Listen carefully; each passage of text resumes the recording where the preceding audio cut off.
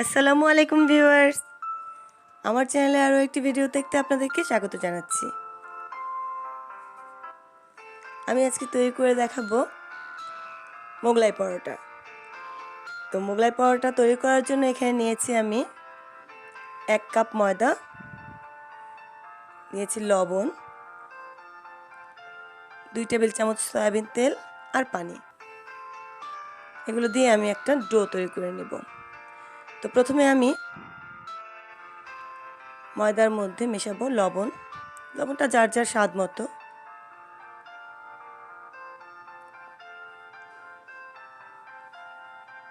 লবণটা একটু শুকনো ময়দার সঙ্গে মিশিয়ে এর মধ্যে দিয়ে দেব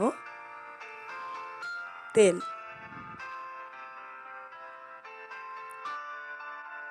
এখন তেলের সঙ্গে দিয়ে দেব পানি।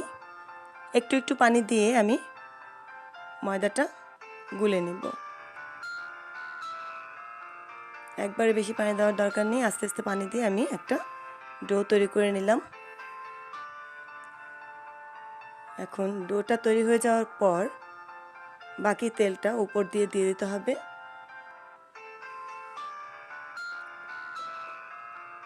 তারপর এটা আমি একটা ঢাকনা দিয়ে ঢেকে 30 মিনিটের জন্য রেখে দেব।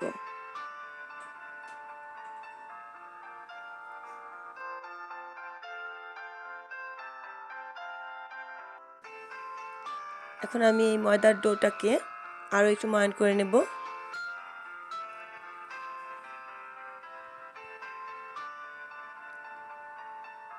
ময়ান করে একটা ছুরির সাহায্যে এটা আমি 3 টুকরো করে নেব। এখন বাকি 2 টুকরো রেখে দিয়ে একটা টুকরো দিয়ে আমি এখন পরোটা বানিয়ে নেব। একটু শুকনো ময়দা লাগিয়ে নিলাম।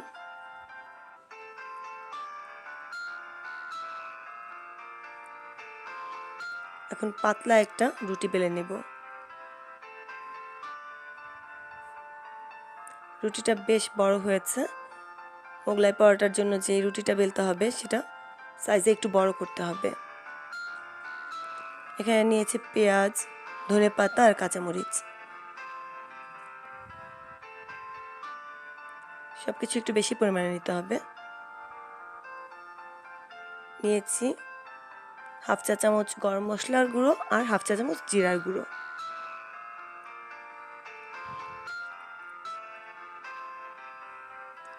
এখন প্রায় 2 টেবিল চামচের মতো আমি দিয়ে দেব কাঁচামরিচ। 2 টেবিল চামচের মতো দেব ধনেপাতা কুচি,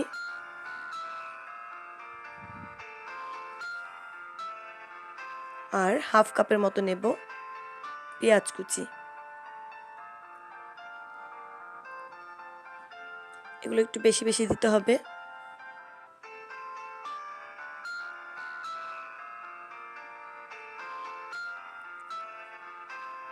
দিয়ে দেব হাফ চা চামচ জিরার গুঁড়ো আর হাফ চা চামচ গরম মশলার গুঁড়ো। স্বাদ মতো লবণ দেব।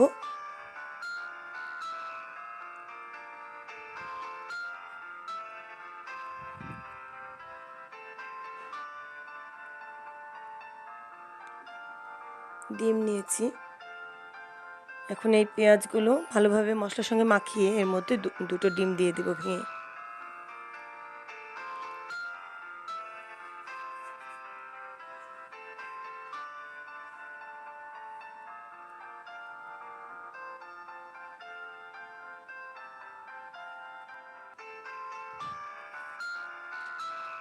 ভালোভাবে মিশিয়ে নিতে হবে সবকিছু।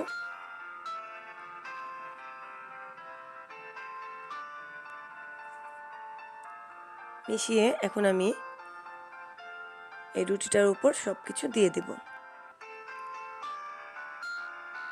ডিমের গোলাটা পুরোটাই দিয়ে দেব আমি আস্তে আস্তে। এখন দুপাশ থেকে টেনে এভাবে ভাঁজ করে দেব। আবার উপর থেকে আর নিচ থেকে টেনে এইভাবে ভাঁজ দিয়ে দেব। এখন এই পরোটাটা আমি ভেজে নেব।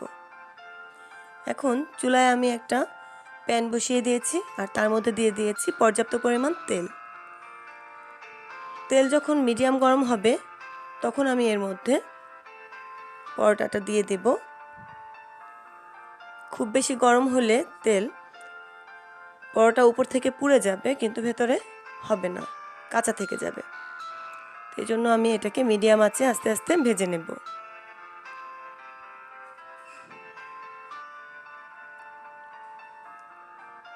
এক পাশ যখন সোনালি রং হয়ে যাবে তখন অন্য পাশ উল্টে দেব।